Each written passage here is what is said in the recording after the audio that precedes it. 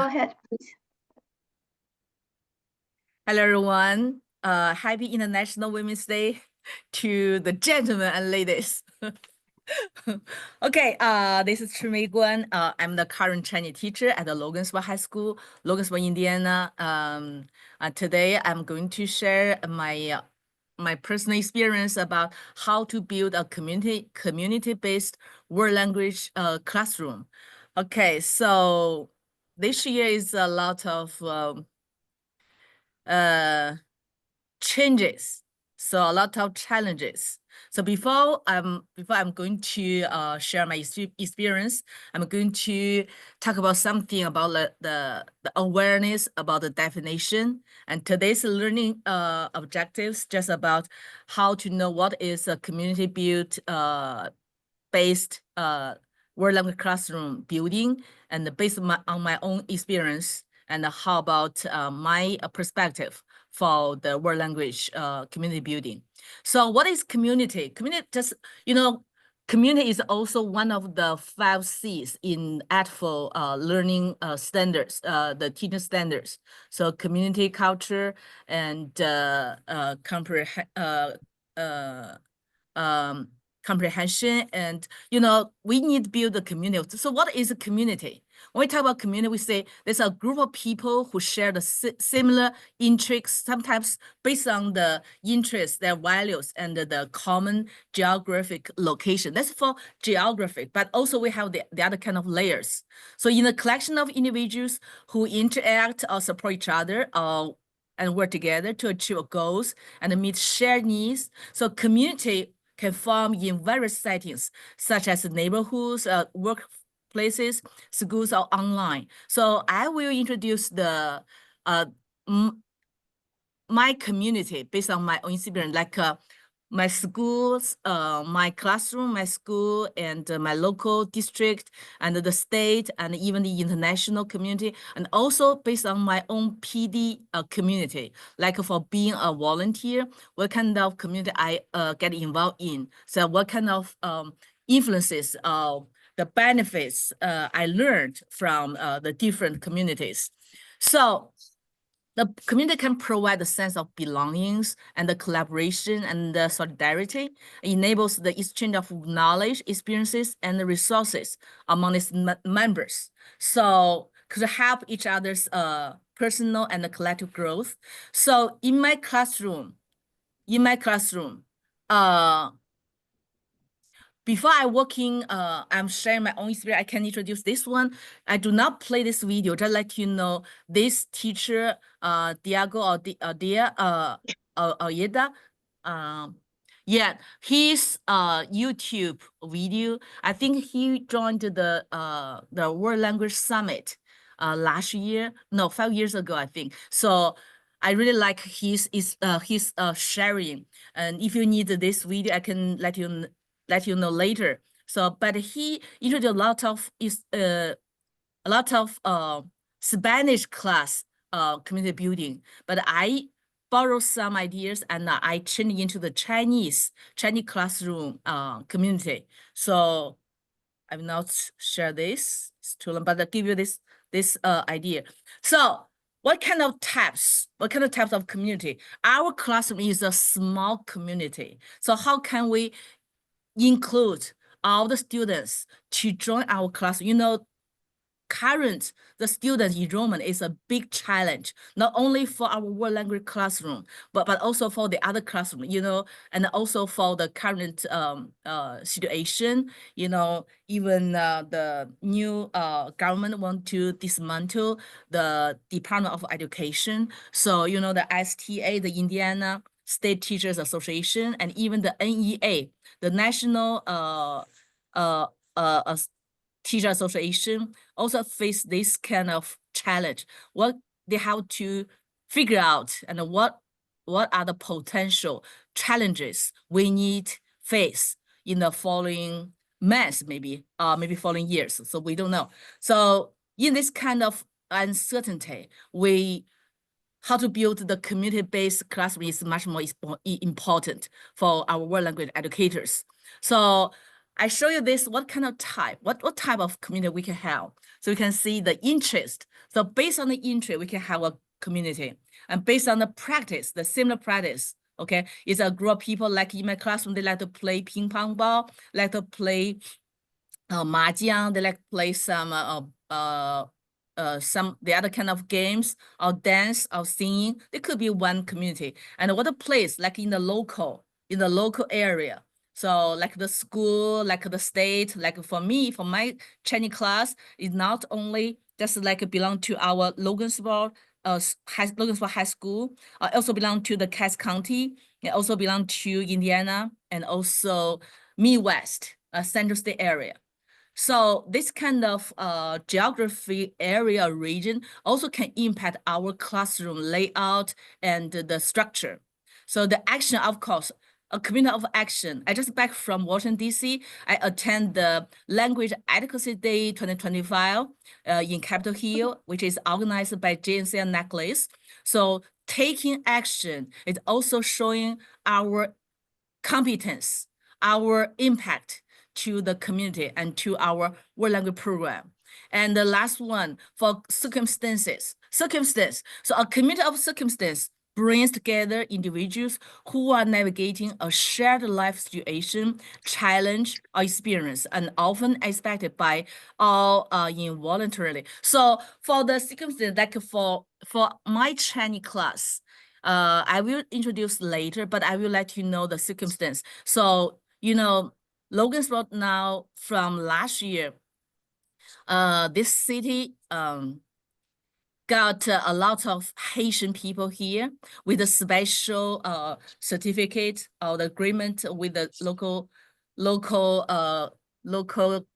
agency. So it became a hot word in the Indiana state. Even one of the leaders, I cannot say who he is, but he is on top of like just less than the governor. And he just told my students, "Oh, you're from Logansport? Yeah, I hate immigrants. I'm sorry for you." So his sentence make my student feel like so terrible. And he came back said to me, "Hey, Guang, we need to do something. We need to take action. We need to invite the legislator to come to Logansport and to let them know how our city is like, and how about the local criminal the crime rate, and how about our community's environment." So this kind of community, we should be part of it, and we should try to make difference and try to show them why we learn the importance of learning a foreign language, especially to have the awareness of like promoting multilingualism and multiculturalism. So it's also for JNC Necklace, this is my top the top layer of my PD community or my volunteer community. So give me a lot of impact about how to look at the whole picture nationwide and how to advocate language education, not only for language, but language matter, language shape leaders. Okay, that's about the type of community I got from the internet and also at my own thinking. Okay, so what is community-based learning? For our world language classroom, we cannot say, "Oh, we must use this kind of method, this kind of pedagogy, or this kind of technique." So I just let you know, I add some complements into my world language classroom. I feel like it's really give us a lot of positive feedback from our local community, even increase the Chinese students enrollment. So yesterday I read an article. It's written by my colleague. He is a French teacher and also a Spanish teacher. And he wrote a long article in our school Magpie. It's a student's newsletter, and try to promote French and Spanish. And so far in my school, we have 3 languages. So 2 full-time Chinese teachers, and 1 have Spanish and have French. So that means the students' enrollment in Chinese is the biggest. So the yeah. 那个你妈的手机找到了吗？ Could you unmute? Okay, so That's because I use a lot of methods and ways and strategies and to engage the students and create a community-based classroom that also create a diversity classroom. We say DEI, or we say culture responsive classroom. And to create this kind of belonging, to make my students think, oh, I belong to this classroom. I like Guangshi classroom. I like to learn Chinese, so I like to learn a foreign language.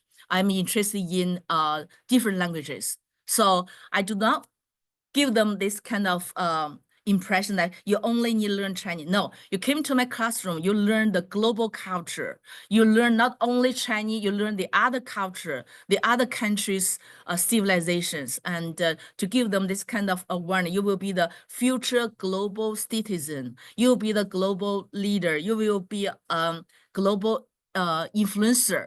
So after you take the world language class, so that's my goal. And this is the definition about how what is community-based learning. So when I got this idea, I think, oh, I can connect my Chinese class. I can go beyond my classroom and add more community-based learning elements. So what is the CBL, the community-based learning, is a pedagogical approach that's based on the premise that the most profound learning often comes from the experience, that's supported by the guidance of context providing of fundamental knowledge and intellectual analysis. So the opportunity student to bring soft knowledge. So for my class, I have in our community, we have about 25 foreign language was spoken in the family.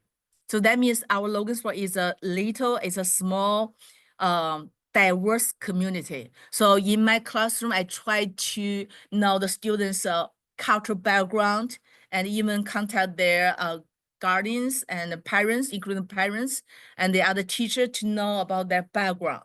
So I try to give all students the platform to make voice and to show themselves and to make them feel comfortable and confidence.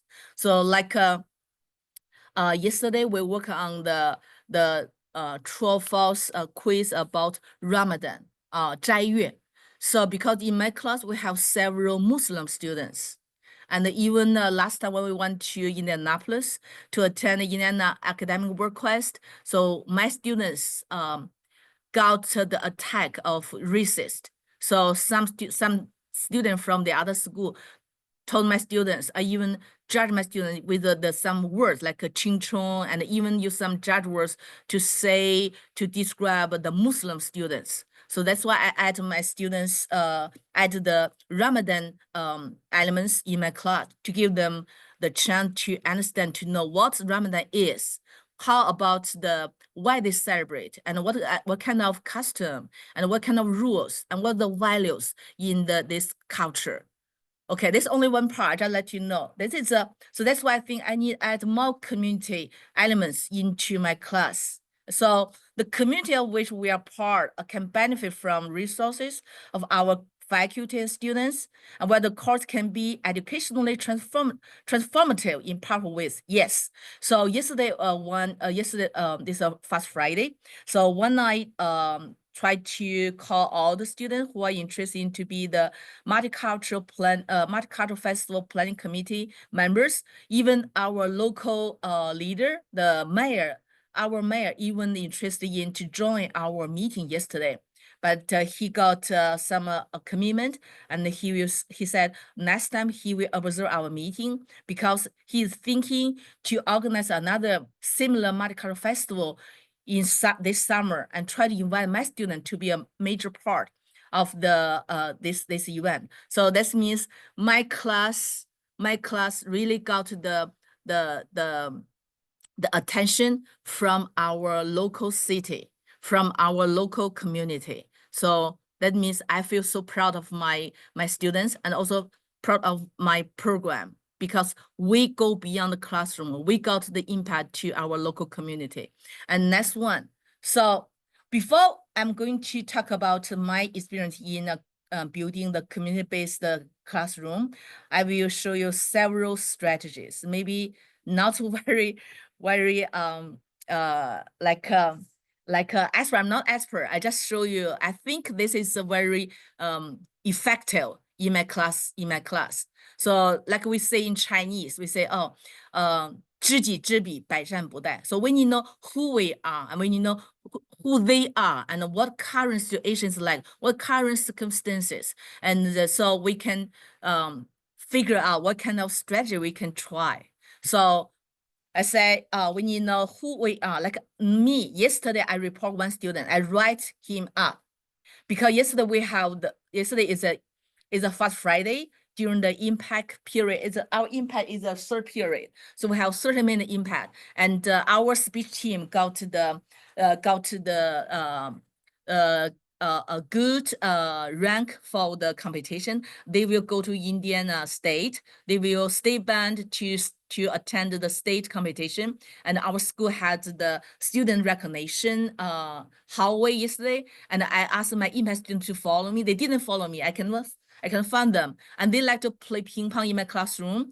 And I found out that they broke the ping pong ball and they didn't follow my instruction, and I cannot find them. When I found them, I said, please follow me, go back to classroom. They said they didn't follow me. I was so mad. They said they didn't respect me. I said, oh, sorry, you're banned. You cannot play ping pong today.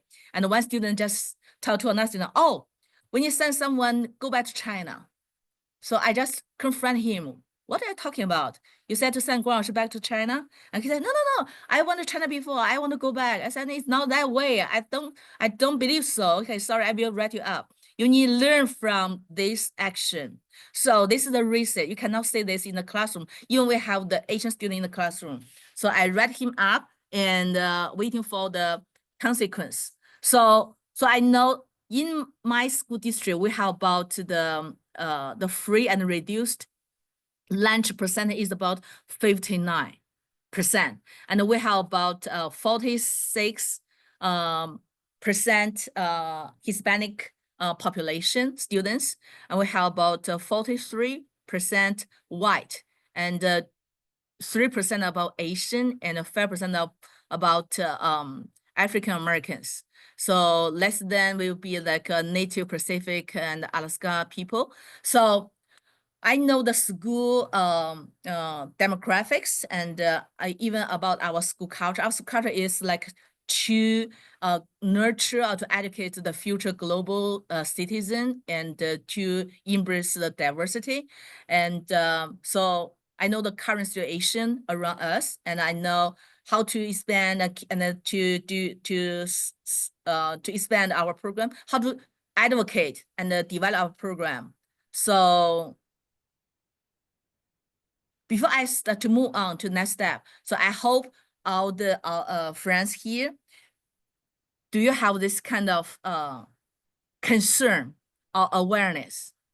So before we are going to the classroom and to choose one textbook and teach, oh, we are teaching integrated Chinese. Oh, our first chapter is greeting, second chapter, third chapter, fifth chapter. Okay, so time, date. So they are only the linguistic code for academic. So underneath this linguistic code, this culture. So we are learning a culture with this kind of code. And what kind of culture we will build, we are going to educate, or we are going to bring to our classroom. So that's what we are thinking about. So our vision influence our classroom delivery. And what kind of input we provide will produce what kind of output and to influence the community. So that's what I'm thinking, what I'm asking about you. So now, do you have any question about my presentation? If you have any question, you can put it in the chat box so I can let you know what I'm thinking, or you want to know more details. Okay, next one. So when I add the community-based element to my classroom, I have my own community. Like based on my own experience, I'm a teacher with more than 30 years experience in teaching English and Chinese and Mandarin Chinese. So I graduated from China, Jilin University. I was teaching in the US and also teaching in these different schools. So I have the experience in teaching in the high school and elementary school, and also college, and also the heritage, community heritage weekend Chinese school. And also I attend the startup program. You know, startup now is like, it's another way to help to promote the critical language, but now it's like pending. So this is my first community based on my life and my education and my job, and also this is my education. I'm not the only one, but only a few teachers in Indiana, Chinese teacher, we can teach dual credit program. So I got 18 graduate credit from Valparaiso University, so that I can teach dual credit Chinese. That means my students, if they are learning Chinese in the 3rd year and 4th year, they can earn the dual credit, the college credit from Boston University. So this is another big draw for the student to take foreign language, to take Chinese. And also the teacher that I got several awards. So the big one is in 2023, I was the Indiana Foreign Teacher Association's Teacher of the Year. And next week, I will go to Kansas City, Missouri to compete with the other 12 states Teacher of the Year candidates and try to compete to be the regional Teacher of the Year. So it's a big challenge. And also I got the STA Minority Educator of the Year. So the last one is a big thing for me, because that means I'm a minority teacher, but I got a recognition by the Indiana State Teacher Association. That's why I got the training opportunity to go to Seattle in December. So to learn how to be, combine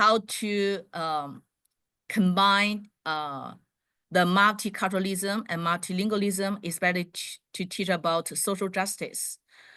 Okay, so this is my 3rd community in my leadership and volunteerism and membership. This also influenced my vision in my classroom. So don't be scared by this. This is the current environment for me. So you can see the first one, I like to promote Shufa calligraphy. It's art. So language is art. And also I was the ADFO Leo cohort 4 member. So like this time I went to the Washington, DC to join the Language Advocacy Day. So our Leo members, we try to take a group picture. So they are the emerging leaders for world language. And also in my class, we have the National Chinese Honor Society. So like yesterday we have a meeting, we say, oh, only the National Chinese Honor Society members, you could take the lead for organizing our multicultural festival. So that's why I try to invite them to be the leader, to advocate, to highlight the students, to make them feel they are special. Okay, they are the real leader. I said, if you add this part to be the leader, it's good for you to apply for the scholarship and to apply for the college. So make them feel like so proud, so confident. And also I'm the board member of CLTA. So in May, I will fly to New York City to attend our annual conference by China Teacher Association. And also, like I mentioned, I'm also the advisory council member of Central State Conference on Teaching for Language. So I'm the advisory council member. And also I'm the past president of CLTAN, the Chinese Teacher Association Indiana, and also IFTA, Indiana Foreign Teacher Association. I'm the advocacy committee member for IFTA, and also the board member for 4 years. And also I joined the STA, Indiana State Teacher Association, the Color Educator Committee. So we are organizing the conference in June to engage and invite more color educator to join us. And also the planning committee member for GNCL necklace, I forgot to add 2025.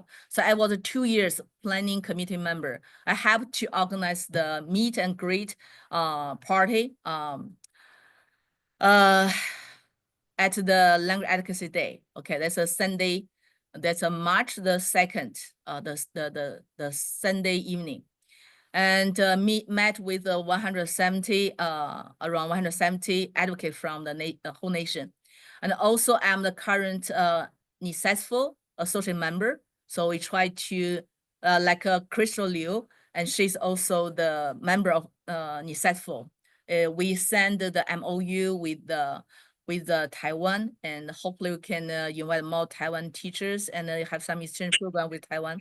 And also I'm the advocacy committee member of NNELL. So I met them at a language advocacy day. We take group pictures, several group.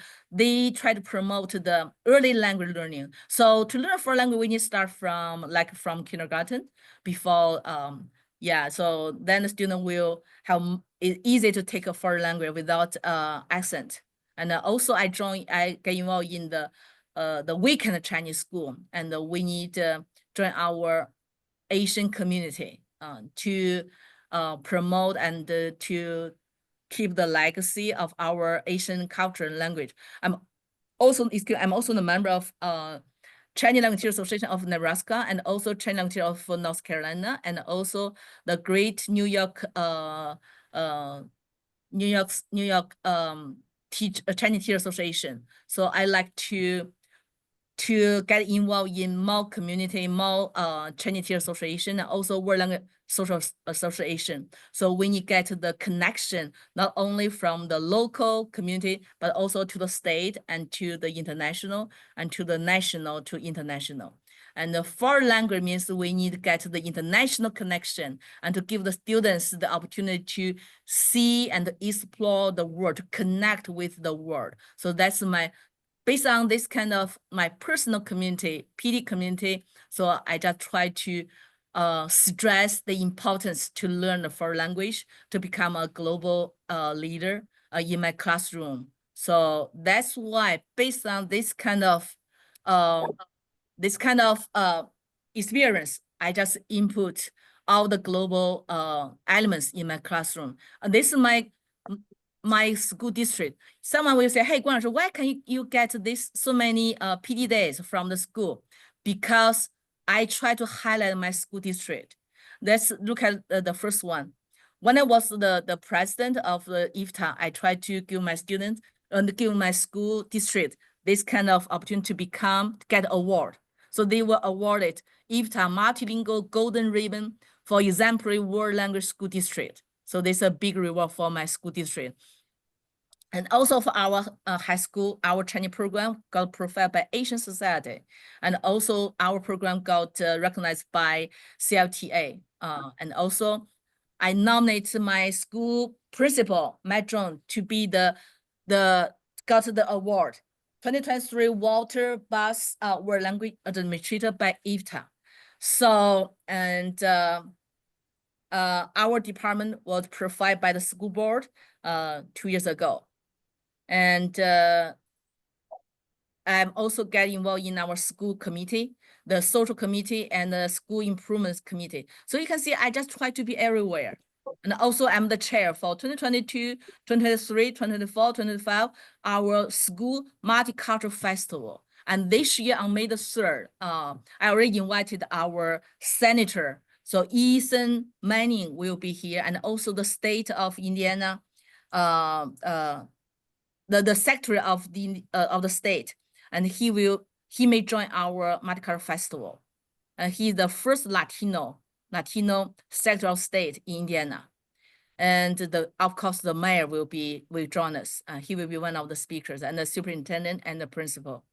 And I'm also the chair for 23, 24, 25, 3 years Lunar New Year event celebrations chair. So you can see I got involved in so many events and the roles and the volunteers, and try to help to protect and to advocate, to highlight my school district. Whenever I go, I just say, thank you, I appreciate your support. If they cannot support me, I cannot go too far. So to keep the good relationship with my school district. Okay, so you can see how I built the community in my classroom. I just put this here. I can share this later. You can see I connect with our school social media. Our school uses Twitter, Instagram, and then even Facebook, I add them and my friends. And also whenever I did something, I just post on social media and tag and hashtag and tag my school district. So I even add my events celebration to our community calendar. That means our Logan, Cass County community calendar. So this calendar even shared with our Senator Stacy. So Stacy Senator, she represent our District 18, and she joined our multicultural last year. But this year I invited her. She will be out of town. She cannot join us, but she will join our event later. So, and also this is the case. You can see I highlight here. It's a super link. So that's 2 years ago, our world language department was called by the school board. They want to highlight us, but actually I think that's kind of way like to evaluate if they will keep our world language department and to keep our world language program. So I will show this later. This is my Instagram. This is my Twitter X. This is my Facebook. So my WeChat is the way I keep the community connection with my Chinese friends, okay, Chinese teacher friends. And the line, I try to reach out the friends in Taiwan and maybe Japan and Korea.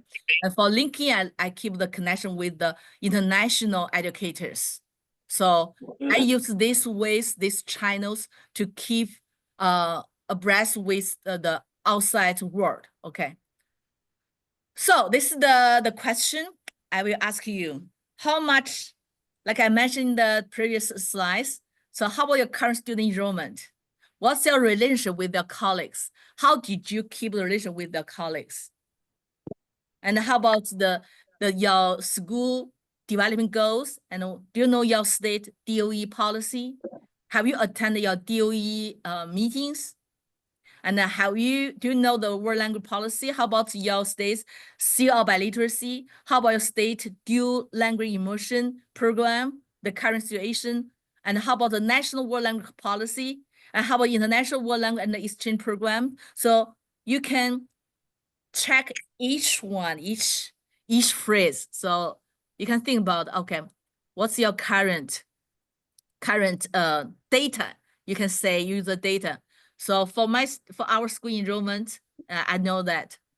So I will each year keep the data. Yeah, how much student I can just for the Chinese program. We got increased 30 people, 30 students or 50. So for our Chinese program, we start from 1 teacher and then got the second teacher. And we got 6 classes and then we have 12 classes. So, and each class is very big. I have a big class is 28 students.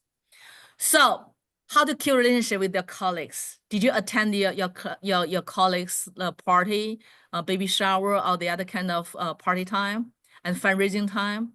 And how did you like our Indiana last month?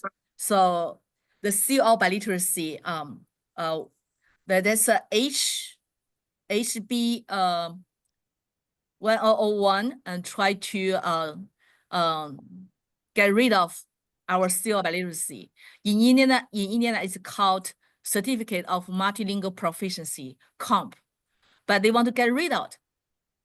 And that's why we try to protect it. We contact the Jinsel Necklace. We contact the founder of the CL biliteracy. We contact the local Indiana Teacher Association. So after fighting and talk to DOE and talk to the legislator, and they remanded. They remanded. They do some change, and then we can keep the CL biliteracy in Indiana.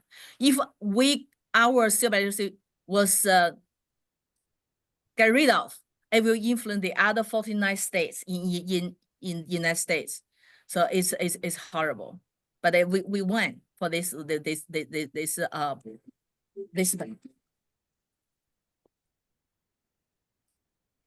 Sorry. And now we have another war in effect for the dual immersion program, because the government is going to cut the budget for supporting the 50 schools dual language immersion program. So that's why we are going to fight. And for the national world language policy, the same thing. And we need that's the why we want to Capitol Hill and to protect, to try to talk to the legislators from the, including the senators and the congressmen and the representatives and their staff, and ask them to try, this is the bipartisan bills. We try to ask them to help to pass the bill like WordLib and BEST. The BEST is about the CIL biliteracy. So if we got the funding for the BEST, then the student have more opportunity to take the like a STEM test, the Apple test, and to get the CIL biliteracy.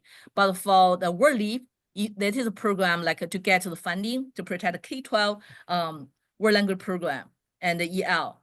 And also for FLARA bill, like it's already a bill, and last year got about I forgot the exact number, but the nationwide, there's some school they got the grant and to teach for language in some school, so they can, it's for defense, for the like a military training about the world language. So we have the other different bill we want to promote, but we will keep lobbying the senators and their staff and congressmen. Hopefully the bipartisan bills could be moved, could be introduced and moved. Okay, so this is about my ask. So only by asking we can know what's the next step, what the next move.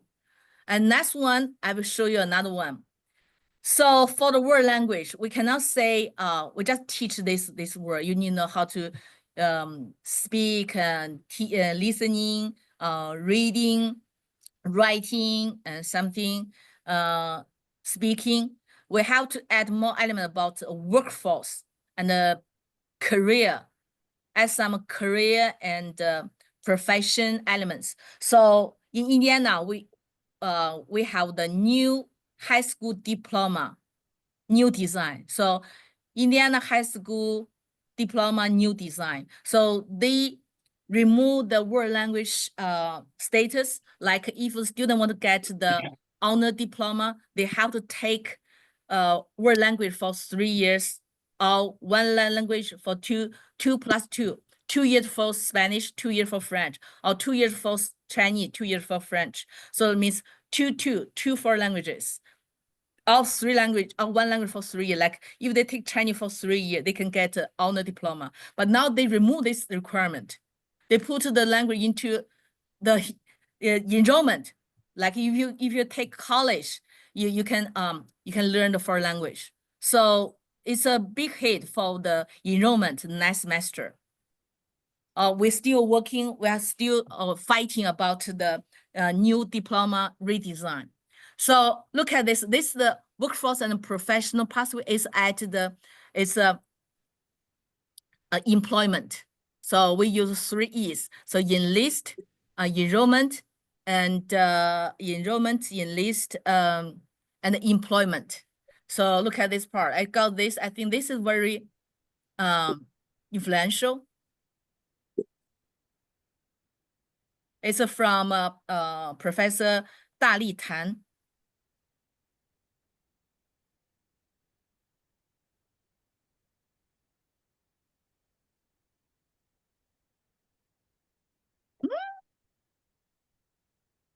我怎么听不到?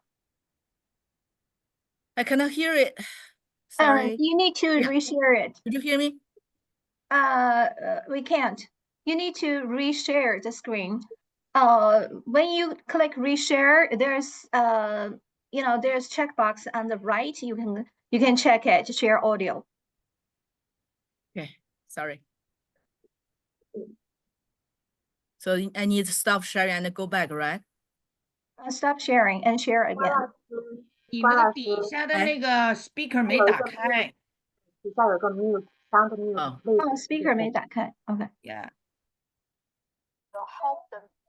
Could you hear this? No, we can't hear. Problem solvers and better leaders. teaching at Nova like no other. I have such a diverse students in my classrooms. Students have amazing opportunities to learn from each other.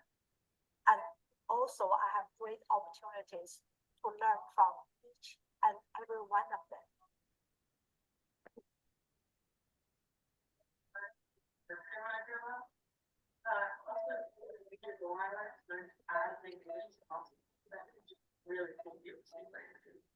My full-time job, I own a clothing brand. We are starting to do a lot of manufacturing in China. So I'm going there in May for business. And I'm really excited to be able to use it in that way. I'm always really interested in the culture and the mythology, and I hope one day teach. China.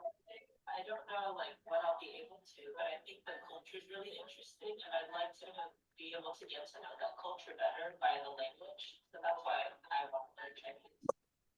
Hello, Nighthawk.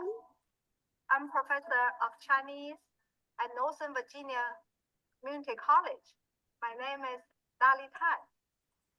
Happy. So you can see the Instagram introduction here. So Professor Dali Tan, you can see here the introduction. Okay, so means we can add the professional element to our language learning and to pursue and allocate the program. Okay, now next one. So now I come to my classroom.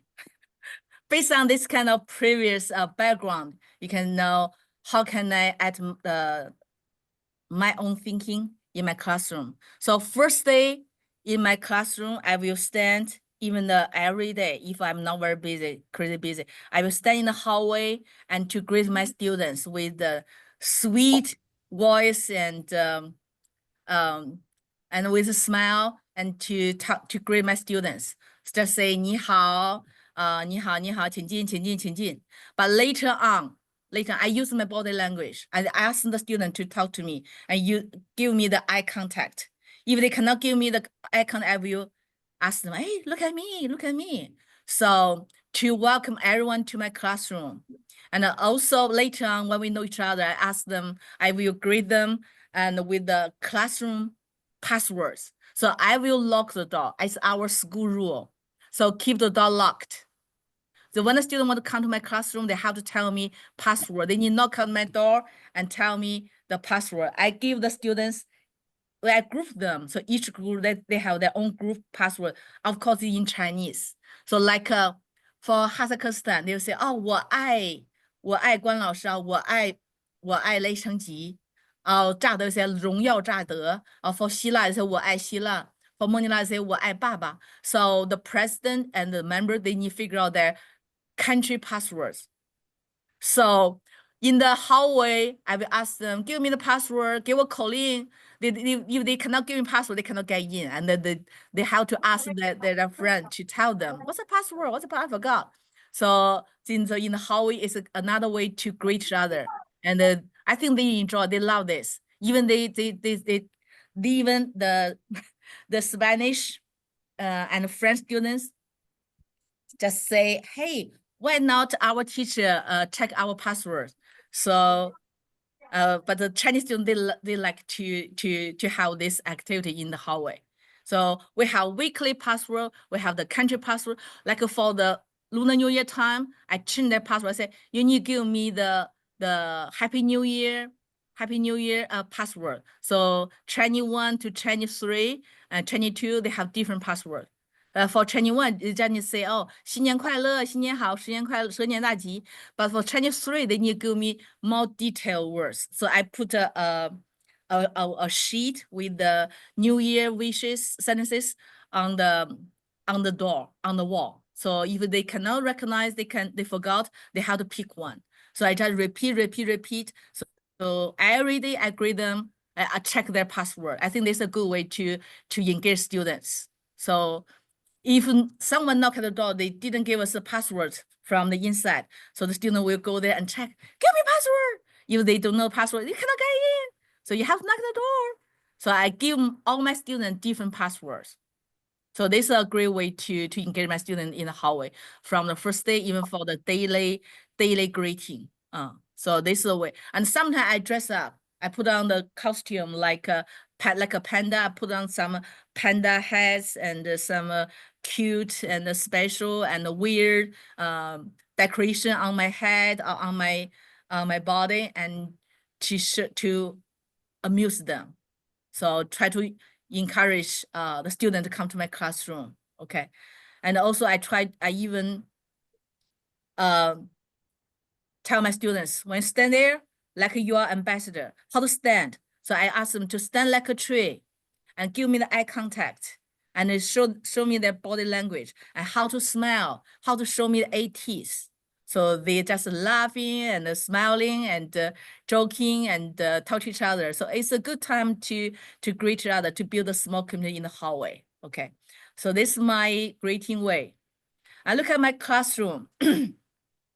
I always say my classroom is a global classroom. You can see I just decorate the classroom with about 200 national flags. So almost every day I will check them. Do you know this country's national flag? So the first week, you can, okay, not first week. Look at my classroom. Look at the table. I have a round table. I have the square table, rectangular table. You can see the chairs. You can see in the back, there's some couches. You can also see in the back, there's the ping pong table, and the other two game table, there's a pool table and like a small billiards table. And the student, they can come here during the breaking time, and they can, passing period, they can play some games. And that's why I start the 4th club. It's a ping pong club this last year. Okay, now I'm the sponsor of 4 clubs. One is the Chinese club. Second one is the Global Ambassador Club. The third one is the Society of Asian Culture. And the 4th one is a ping pong club. So I'm the sponsor for 4 clubs. They are my major leader and help me to promote Chinese program. They can help me to bring the new students. So it's a great way to be the sponsor and to engage more students. And you can look at my door decoration. You can see the back wall. You can see the posters. You can also see there's a basketball basket in my classroom. Okay, so students, they can also play some basketball. All this I can use the target language to teach Chinese. So now I can show you another one. Okay, another picture. Okay, look at this one. So you can see this year we choose 24 countries from Kazakhstan to Singapore. Okay. You can see, so different color, that means they are in different class. So the first red color means they're in period 1. And then the blue color, that's period 2. And this red color, that's period 3. And this blue color, that's period 5. And this period 6, period 7. So my 4th period is my prep time. Okay, so every day they need to earn their country points. So in the first week, I group the students because they are all, most of them don't know each other. Some of them, they know each other. So I asked them, I need 5 or 4 volunteers based on the classroom member. So I grouped them. So I said, I need 4 president. You need to stand up and you need to recruit your members and to pick one country from my classroom. And you need to build your own country. And you need to work on the country poster. So I give them the construction paper. So they need to work with each other and to figure out who is the president, who is the vice president, who is the coordinator, who is the treasurer, who is the manager. Just give them the role. And so they feel like, oh, they are one country. They can work together. They can earn their country points. And I say, on your poster, you need to write down the country name and draw your national flag, and also do the research, what kind of money they use, and how much Greece money equals $1 American, and how about the capital's name, and and what's the language is spoken in the country.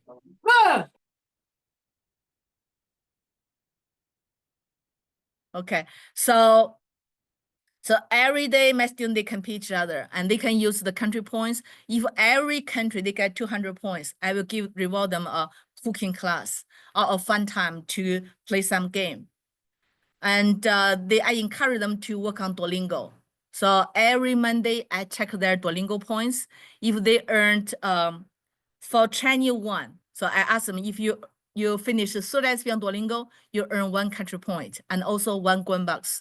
They can use Guanbox to buy some candy, buy some snacks, and even buy some game time. So every month I print out different Guanbox. So based on the zodiac, like in January. So in January I use in January, I print out the red money. And in February, I print out the ox money. And now it's March, I print out the tiger money. So give them this kind of this kind of idea of each month, there's a 1 zodiac. Now in China, there are 12 zodiac. We just compete, let them know that 12 zodiac. So we can use the zodiac to represent different months.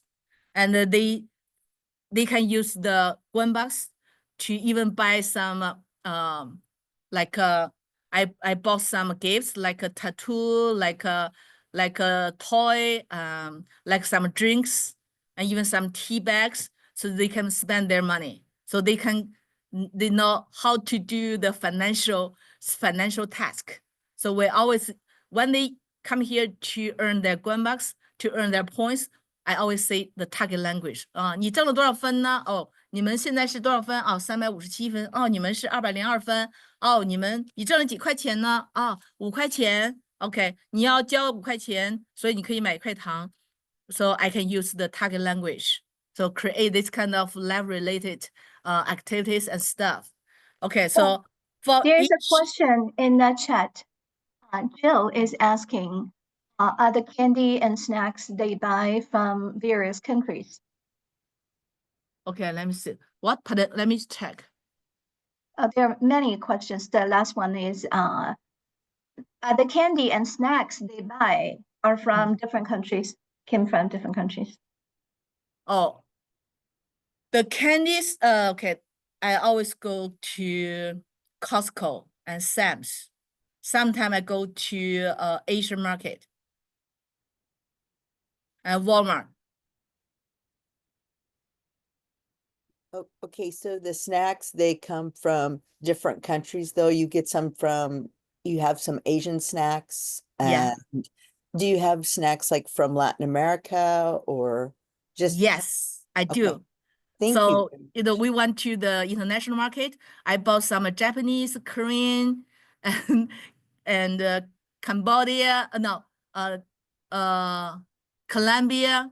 So I always choose different country stuff, like Indian tea, Thai tea, and Turkey tea. So I just when I go to the Asian market, I try to choose different country stuff. Like I went to LD, there are a lot of German stuff. German. So like I like to buy the German chocolate and to sell them. And or sometimes I make some homemade food. Like I sell 1 box of chicken fried rice. I sell them 2 years ago I sell about 100 Guanbox, but now I sell them $150 because the egg price is too high.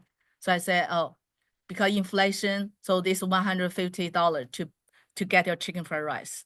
But for dumpling, the same thing, $150. I'm going to increase to 200 maybe next year. So they can always use the Guanbox and even Country Point to buy something from my fake classroom education store.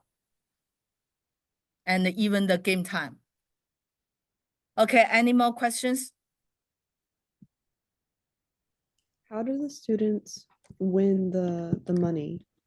What activities do they do, or how does that work? Okay. The major thing is to work on Duolingo. That's another slide I will say. I gamify my classroom. So every Monday, I give them 10 minutes. Then you work on Duolingo. in the classroom, and after that they need to work on Duolingo by themselves, like a homework. They can work on the Duolingo every day, every week. But every Monday, I check their points. I created the Duolingo classroom. I can see, I can customize like from last Tuesday to this Monday, how many points did they earn? And add a point to their rank on the whiteboard. And sometimes, like for the Lunar New Year, if they contribute a lot to the events, so I can reward them with a red envelope. I put some guanbas in the red envelope, and even some real money. It depends. So, but if they did bad thing, for example, they say some bad words, like racist words, like not appropriate words, or they play with their cell phone, so I will give them a fine. So I will take 20 points off when they look at their cell phone, or if they need to do Asian squat. If they don't want to do Asian squats, they like slap someone, or like argue with someone and say some inappropriate words. So there always some consequence. I will take out their country points, or they can, yeah, and also take $20 away from them. So this is my rewarding system in the class. Yeah, Asian squad. Oh yeah, Jin 老师. Yeah, the Asian squad, it's funny. So the Asian squads, when I met my colleagues in the teacher PD day, and the two teachers are my students' parents, they even mentioned, how did you ask my son to do Asian squad and rip his pants? I said, sorry, he just did too hard, and he didn't pay attention and just squat too fast and rip his pants. So yeah, they need to do Asian squat. I'm very serious. If they don't do Asian squat, they have more consequences. I will write them up. So they don't want to be wrapped up, and they will do Asian squat, even the girls. And even some parents, they came to the open house to my classroom. They even asked me how to do Asian squat, because the kids came back home and asked the parents and the teacher their sibling to do Asian squat. I said, it's good. It's a good way. It's a good way to do workout. So Asian squat, this is my major consequence punishment to my students. Okay, so any more questions I need to answer? Let me see.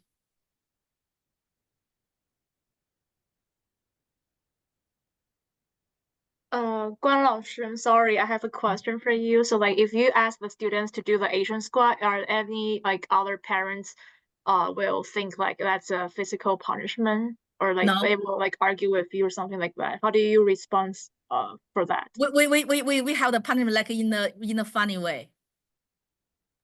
Okay, so thank you. Do not give them like, you try to show your compassion, to show this is a way, is in a funny way, so everyone is laughing. So they are doing Asian squats in a laughing environment.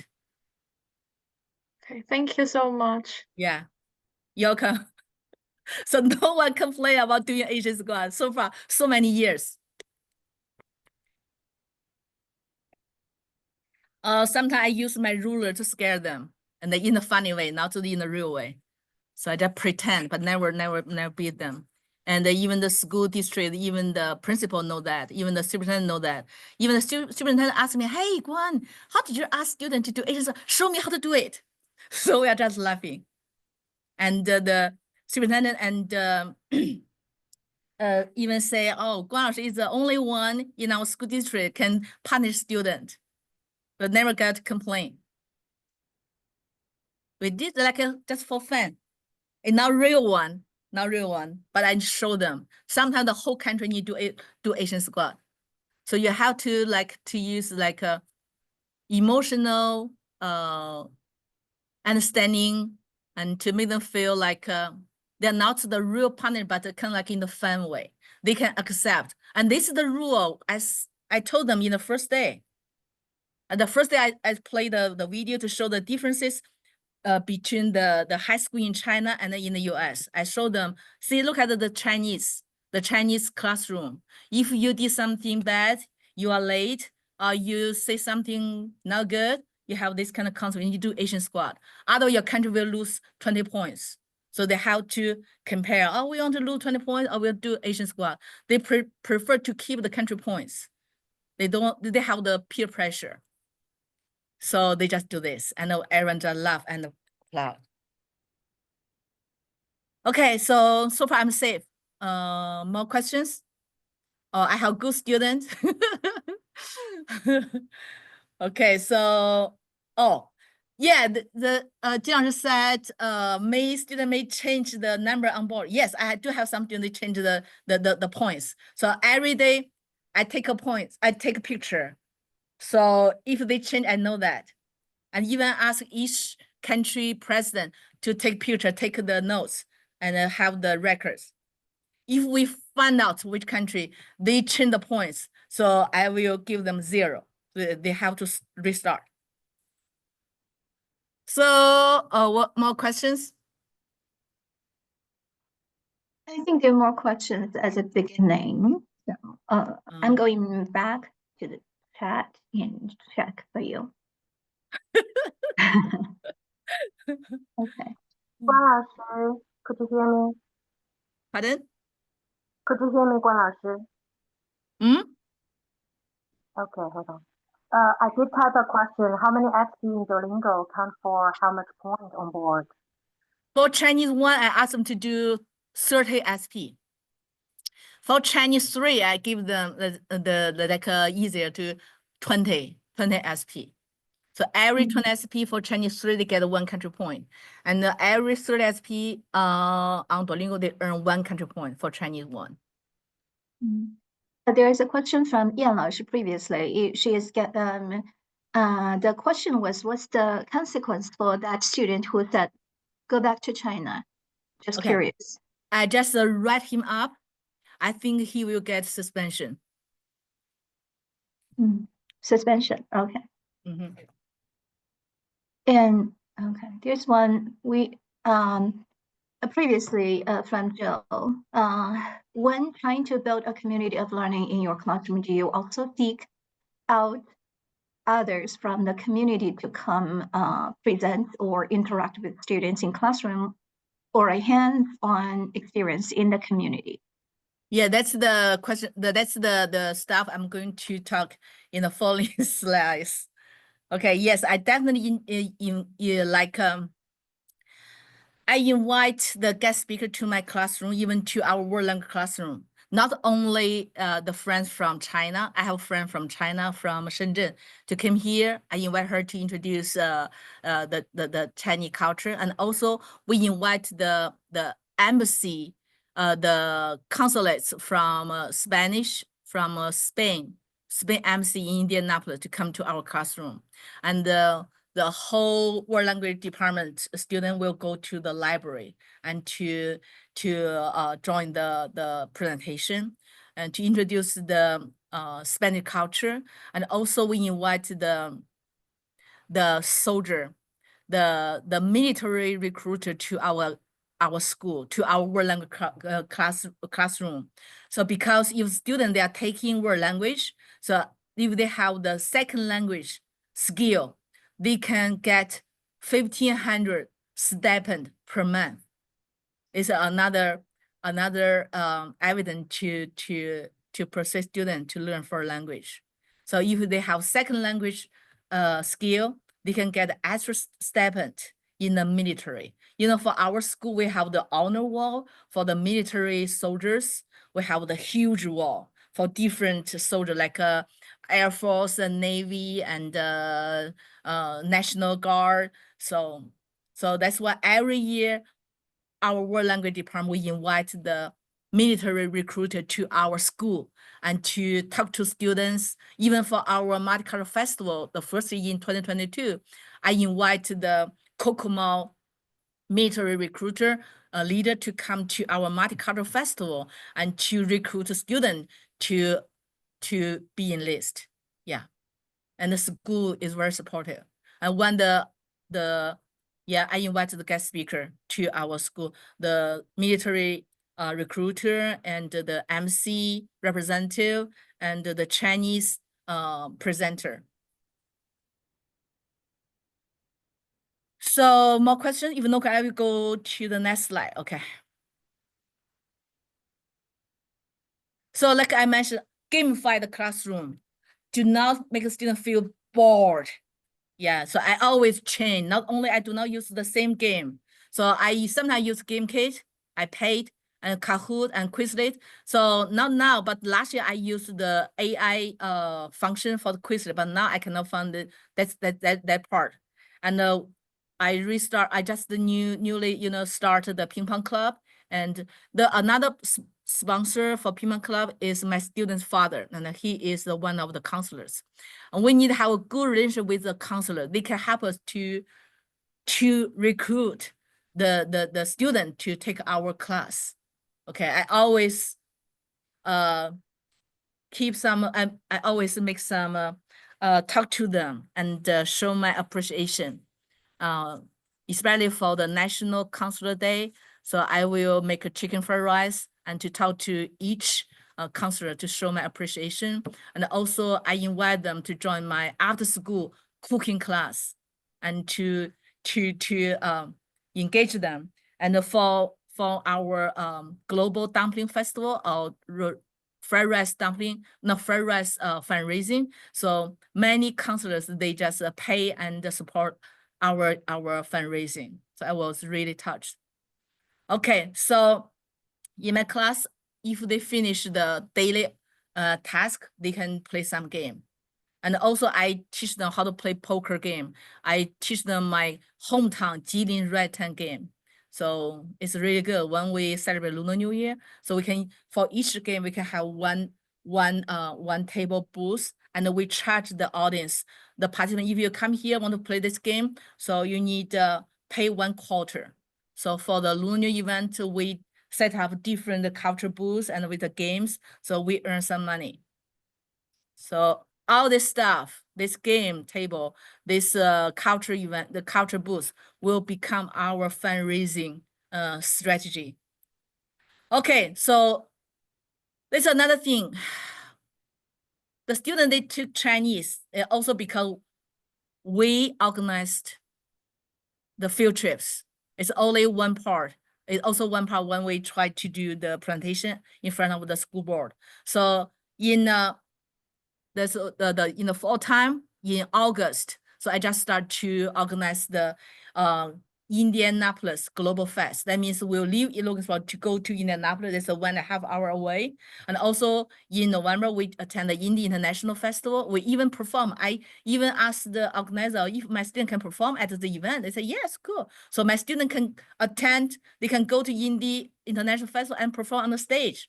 And also for the Global Fest, my students even join the local Moon Festival celebration and to join their parade and perform the dragon dance on the stage.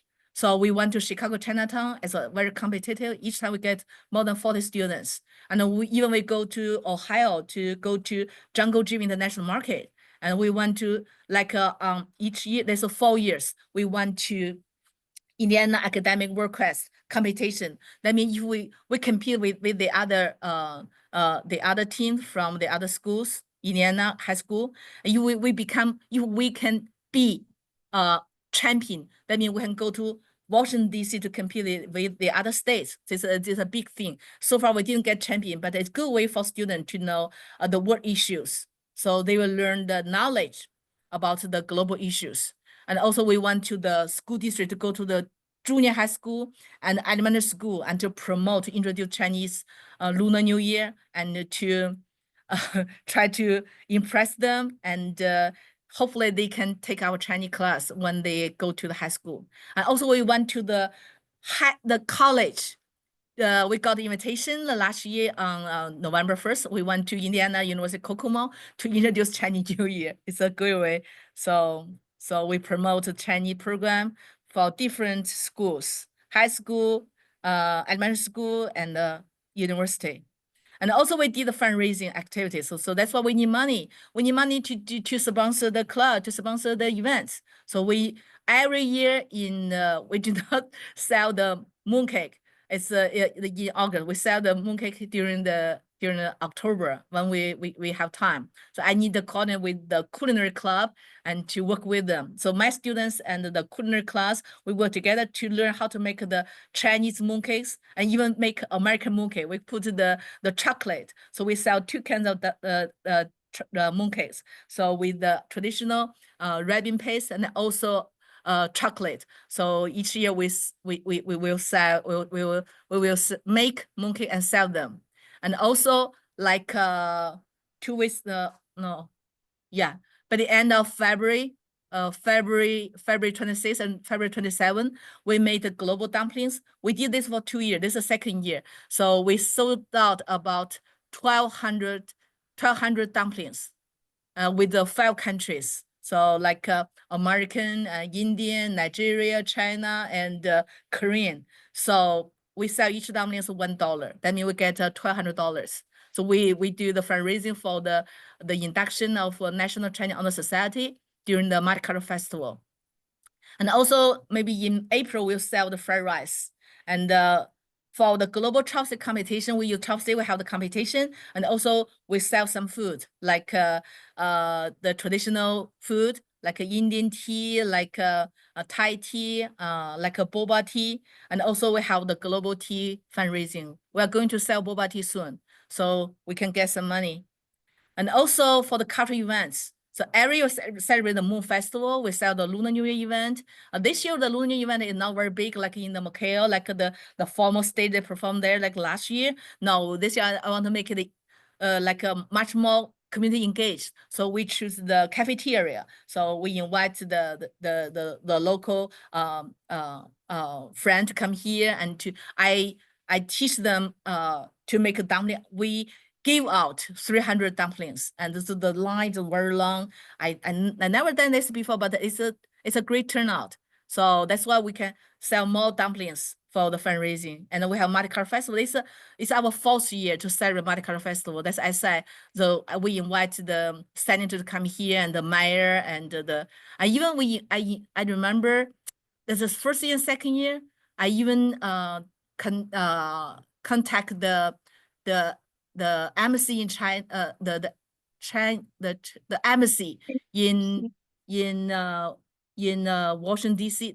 the Chinese embassy representative to give us some speech to introduce the Chinese culture. And also I ask my students to join the local event, the Squid EU event, to be part of it, to introduce the Chinese culture. And for the Dragon Boat Festival, the student will learn how to make zongs.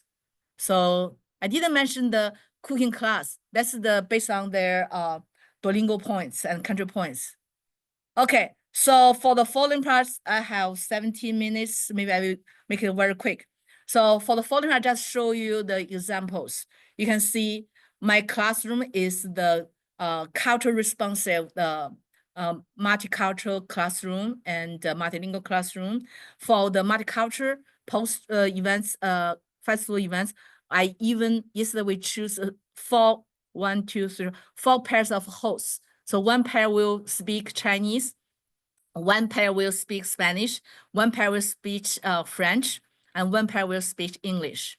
So we try to promote 4 different languages. So for each month, so we have different culture. Like in August, we plan like this. You can see this. We have club meeting. We set up the school club group, and we plan for the homecoming events, and we plan for the promote dual credit Chinese program. So okay, you can see the picture. You can see all the picture on my Instagram, on my social media. I will let you know later. So this is our timeline to introduce each language. So in September, we celebrate the Hispanic Heritage Month, 拉丁月. So promote the National Chinese Honor Society. And in October, we have the other event. You can see this. We have field trip, we got the event, we got the grant from McDonald's, and we sell the mooncake, the student make, Halloween and the boba tea, and the chopstick competition, and the Chicago Chinatown field trip. And in November, we have the other field trip. So the student, they made dumplings and we sell them. We got grant from our alumni. So student prepare for the multicultural festival. So that's December, we have pen pal. So we have pen pal, we send the MOU with the Shijiazhuang, Hebei Shijiazhuang, number 42 high school in China, and also send the MOU with the Zhanghua girls high school. And they came to visit our school last fall. And we are going to take our student to Taiwan in 2026. So in December, we celebrate Christmas, Hanukkah. We always, I order the binder for different holidays. Like now we have Ramadan and also Hispanic Heritage Month and the Black History Month. So I put them the banner in the hallway. And so when everyone came to our world language department, the hallway, they can see, oh, this month, that's this festival. So give them, it's the multicultural. So I even invited the Korea Center director to come here to try our food and scare them with the big fish head. And that's February. We joined the quiz ball and also plan for the Global Ambassador Club. We have orientation night. We have Lunar New Year celebration. So that's it's the only time, because we do not have Chinese program in the middle school and elementary school, only high school. That's why the orientation night in February is essential. So by this night, it will decide how many freshmen we can get from the junior high school. So we did a lot of events and promotion activity there. And see in February, see Black History Month. So we plan for this. So I just back from the LAD from Capitol Hill. So that's February next month, this month. And the student joined the quiz ball. We got an award. And in February, Qingming Festival, Earth, and the event. And February, no, this May, or AAPMS. That's why we choose May to celebrate the Multicultural Festival. And we have a big party after the festival, and to students, they can get some food and they enjoy their celebration. So. Okay, so, and I will go back. This is my social media account. I will go back to this one, let you know how we advocate our world language program.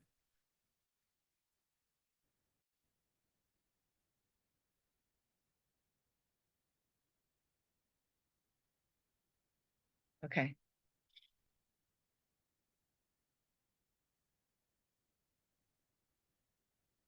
If your school board asks you to present, you can look at what we did. So we went there is from 5 o'clock to 5:15, I think. So our world language department teachers, we went there, 4 of us, we went there and to promote, to introduce what we did for our world language program. And later on they said, oh, you did a great job. You passed. So look at this, you can take a look. We introduced our course flow chart for the Chinese 1, 2, 3, 4. How can they get due credit? Okay, this is Spanish, French. Okay, we got to the data, the cross-curricular activities. See, this is for our Chinese program. So I chose this one. You can see the on top, there's a superintendent. She just sitting next to me. I try to attend the eSport event. And this is the middle one. So I organized the end of year Christmas party, and to introduce we have some game and to give the teachers a way like we're celebrating together. And this is the mooncake. This is the culinary teacher, master chef, Mr. Sailor, and I cook the Chinese food to reward the custodians and the finance department and the school assistant principal and the principal secretary, and for the promotion for Lunar New Year, the student, and we joined the basketball sectional game to perform the dragon dance. This we invite the military recruiter to our world language department to introduce the language. And we have the pen pal program with Taiwan and China. We have the teacher, the cross exchange, and the gift change. And we have the culture elements, the project in the class.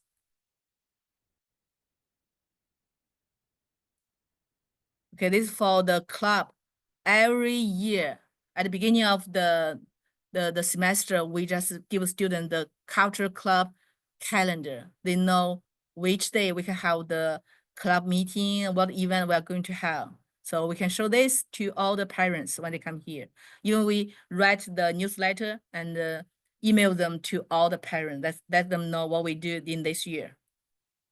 The Spanish club, French club, and the Global Ambassador Club, and the National Chinese Honor Society, and the 8th grade orientation, and sister school, and the Chinese culture night. This is the multicultural festival. This is a field trip. So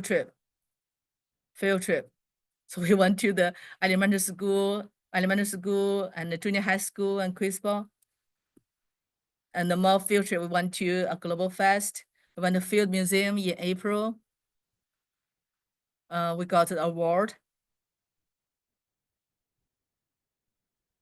So yeah, so that's the way we promote and advocate our world language in front of the school board. Okay, so we have 7 minutes. Do you have more questions?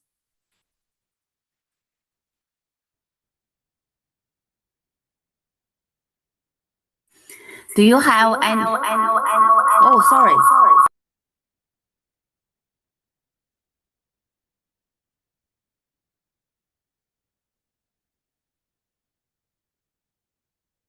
Well, question?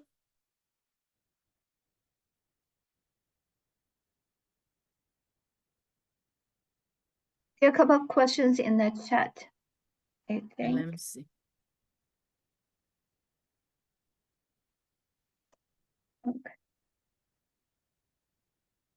Okay, one more time, if you need a professional development certificate, please put your name and your email in the chat, or send me our private message so that I can make it. If you have already put your name and email in the chat, you already got your certificate. I was making them all the time. Okay, what question? I just show you my Instagram. I put everything on my Instagram. So this is the yesterday.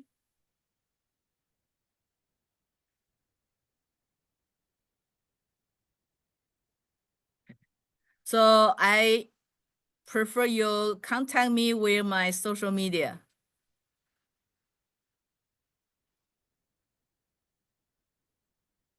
See the first one, the second one, I was just back from Washington, D.C.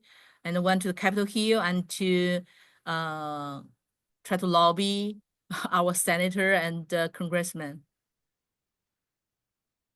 Please put your name together with your email so that I can match. I cannot find your name, like a minute ago you put your name and, like 3 minutes later you put your email. I cannot find it. Thank you. Thank you. Can you tell us how to use Duolingo give students points? Oh, let me show you my Duolingo. Okay, give me a second.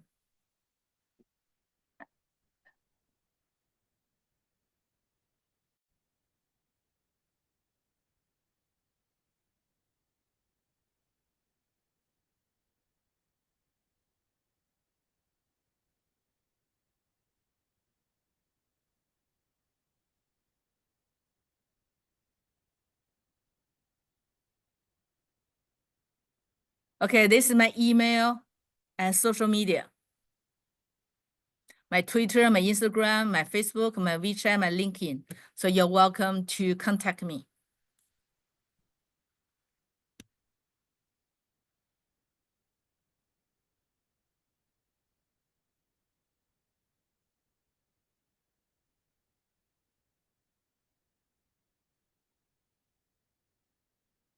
还有那个笔友哦，How about the pen pal 的the funding? 啊 The funding, do you have the funding to go to China? How to go to China? Because, yeah, go back to China like Changchun. I see you went there. How do you go there with the school's funding or the district's funding? No funding. The student need pay for them all. Oh. And How for many the- students? Yeah, how many students in each class? It depends. For the Chinese one, each class I have about 20, from 22 to 28. And for Chinese 3, I have 20 for each class. So 3 classes, I have 60 students. They are taking Chinese 3 and about 80 students, they are taking Chinese 1. Can you introduce your classes, like their background, like Spanish, they are most from the Mexico or from Yeah, most Asian of them, country? they are Latino.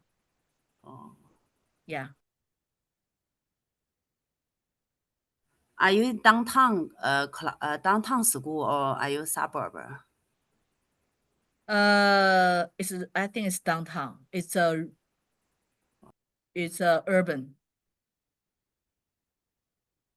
It's urban. 关老师, how do you organize the international trip? Do you have a travel agency that you usually cooperate with? We for the European trip, summer trip, we work with EF. And for the Taiwan trip, we are going to work with WorldStride. Let me put in here. EF and World.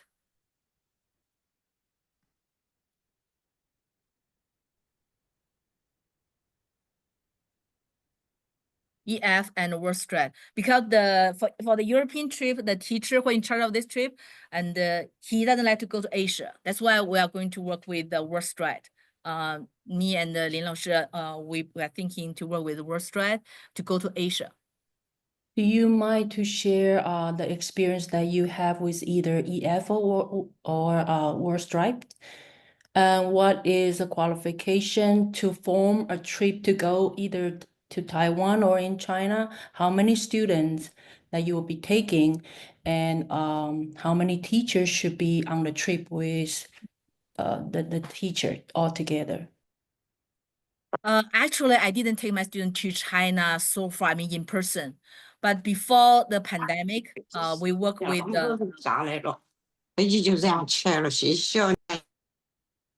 okay, now before pandemic, our school had we had a sister school in Jinhua,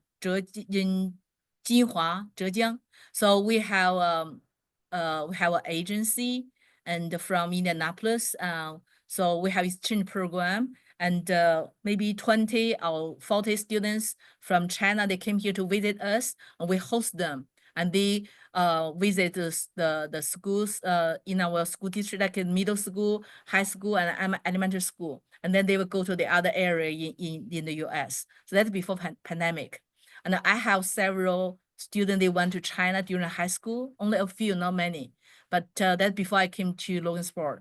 And for the MOU we signed so far with the Hebei Shijiazhuang 42 中学 and also the Taiwan Zhanghua Girls High School. So we start from virtual first, and but after the 3 years with the Zhanghua virtual pen pal program, and they came to visit us in August 2024. There are about 40 students and 4 teachers, I think so, to came to visit us. So that's how we are working. We are working on the we're thinking to take our student to Taiwan in 2026 and work with WorldStride. As far as I know, there are several Chinese teachers from Indianapolis. They went to Taiwan with the help of WorldStride. Basically 2 teachers with maybe 20 students to go to Taiwan. And the student need pay. So we do not get the funding, no minimum funding. requirement for student to go is 20 students to form a trip. It depends. If less students, the student will need to pay more. So it depends. The more students join this, and the price may be lower. I know for EF, if we can recruit 6 students, every 6 students, the teacher will get free flight. What is referral procedure for your school? Our school almost no discipline. We have a lot of students go to the crime. That direction is threaten kill us every day, and no punishment. So I'm thinking about how about your school? Referral? Crime? You mean crime? A lot of crime? A lot of They criminal? are threatened to kill others. Other students threaten kill everyone in our school, and keep threatening, stalking at other people. So and a lot of things. Our teacher staff are stolen, and we have all kinds of crimes. Our world language chair just got the sexual harassment, and the students they just poke me, and without permission, they think I am AI now. So because no discipline in our school, I want to know how about the referral in your school? It depends on the school rules. Did you? I think every school they have their handbook, the teacher handbook and student handbook. If the school cannot handle, just report them to 911. The policeman, the prison, maybe wait for them. Everything have some consequence. No, And, you know, a I teacher think, cannot report on 911 today in our school. You report to the school. The school they have their dean's office and the principal, right? Yes, but they did nothing, no punishment, no discipline. So you just wait there and Okay. wait for to be killed? I don't think so. You need to fight. You need to protect ourselves first. I think it's really important. I was in that situation before. It's really important to change our mindset. First, we should have a conversation with students why we need to have rules, procedures in the classroom. And what I did, I asked my students to role play and to act out what, when I asked one to be the teacher and the other students just be the students. And in this way, you put themselves in their teacher's role and they can understand, oh, okay, this is chaotic. It doesn't make any sense. And then they understand they need some rules.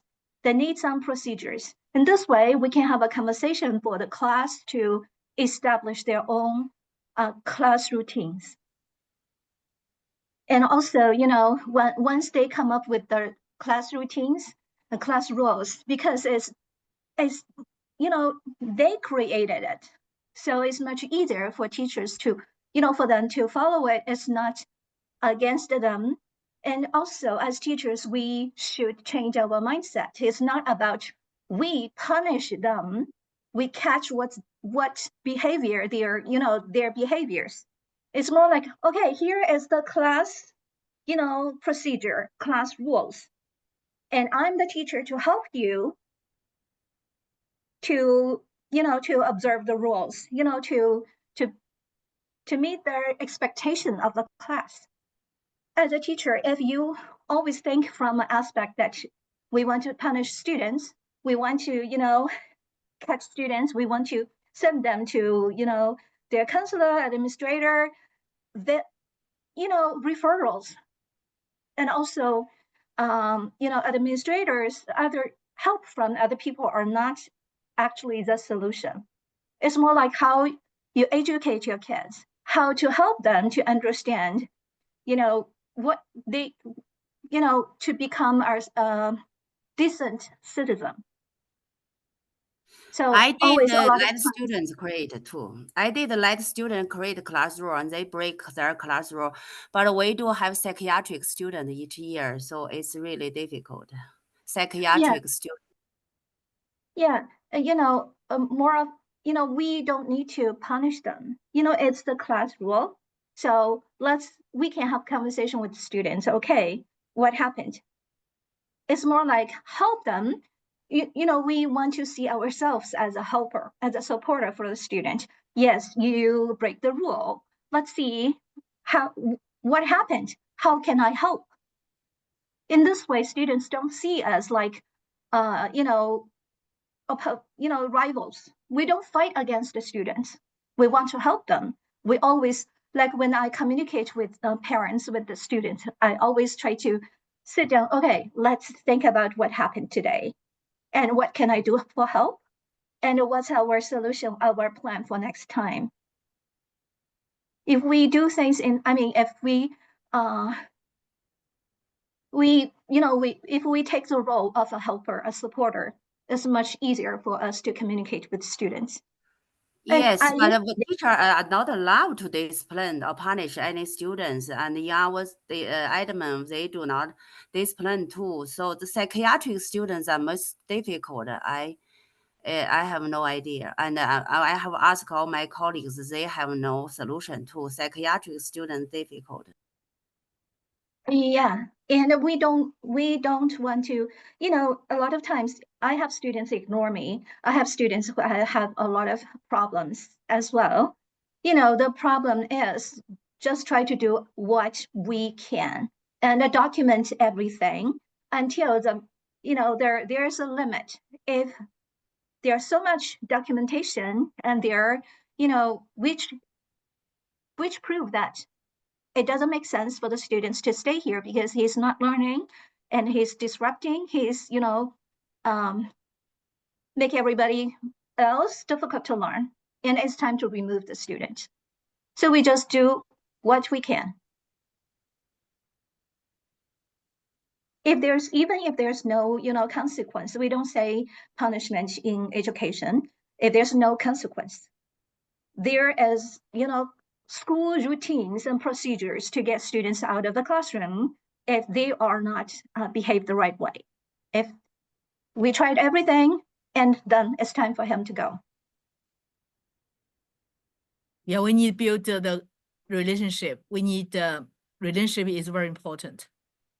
So that's why when I told my students, because the students in the impact and they broke the ball and I have to ban the game. So the whole week, next week, all my students, they have to take the consequence. They cannot play the ping pong ball in my classroom.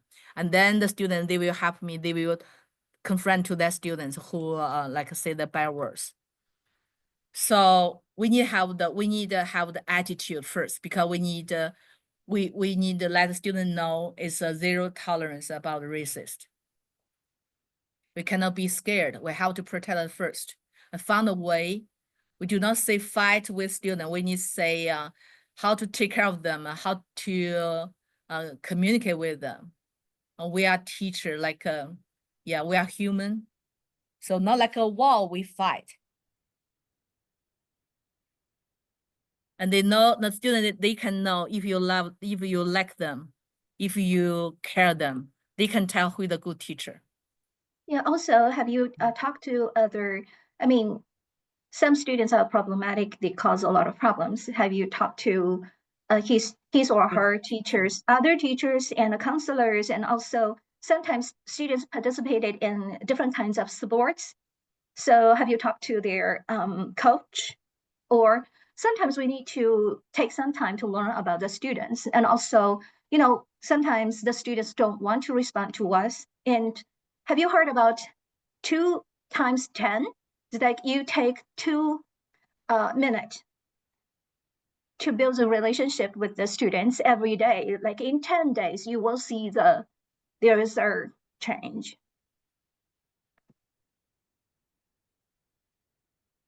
A lot of times anyway, I already did everything like a counselor, like a student went to counselor too. Student went to the office, they ask a lot of help because they are threatened. Others want to kill them, but it's not working. So we did everything we can, and I already talked to all the teachers, the students. It's not easy. They threaten to kill, go to the elementary school to kill all the elementary school students. They threaten kill a lot. And many teachers are threatened. I'm not the only one. And many teachers, they are our leaders. They threat the students threaten to kill them too. And all these, they are better than me because they have been teaching the US almost 30 years. It's not You easy. report to the school? We report. Yeah, it's mandatory report. We report, but nothing happened. We report, but student cannot be removed from our class. It's still there. Yeah, our school is great. If the student have this kind of inappropriate behavior, they will be removed from the classroom or they got suspension. They're very strict. Have you had conversation with the students like, how can I help? No, we cannot say that. We cannot communicate with them. I mean, have, like hallway conversation, like after the behavior, and we can have conversation like that. It's like, okay, we see that something goes wrong today. Is there something that I can help? Certainly, I did have, but they have delusions. That's why they said they were tagged. They think others want to kill them, and they want to kill others at first. Delusion. I think this is not the general situation for one school. I think maybe only for several exceptional situation. Only a couple of students like this. Not all school students like this. I don't think so. Yeah, and I think you should. The best solution is to work with your colleagues. I mean, the students, other teachers of the student, and you come together to come up with some plan. And we cannot answer this question on the spot, and we don't know the situation very well.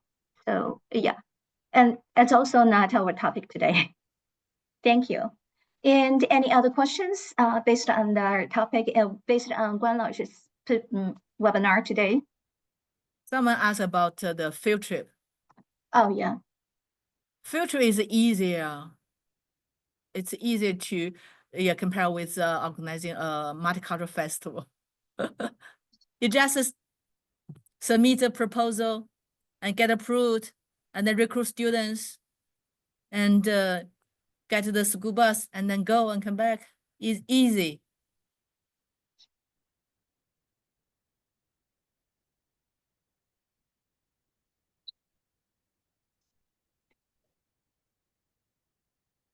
Any question?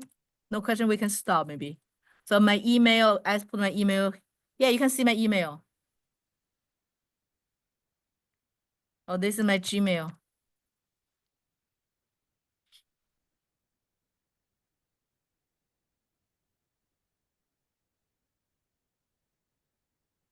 Thank you. I think we You're welcome. Thank you. Happy International Women's Day. 三八妇女节 ，OK， 我们叫丽人节快乐，谢谢 ，Thank you， Thank you. It was a great presentation. Thank you. I appreciate it.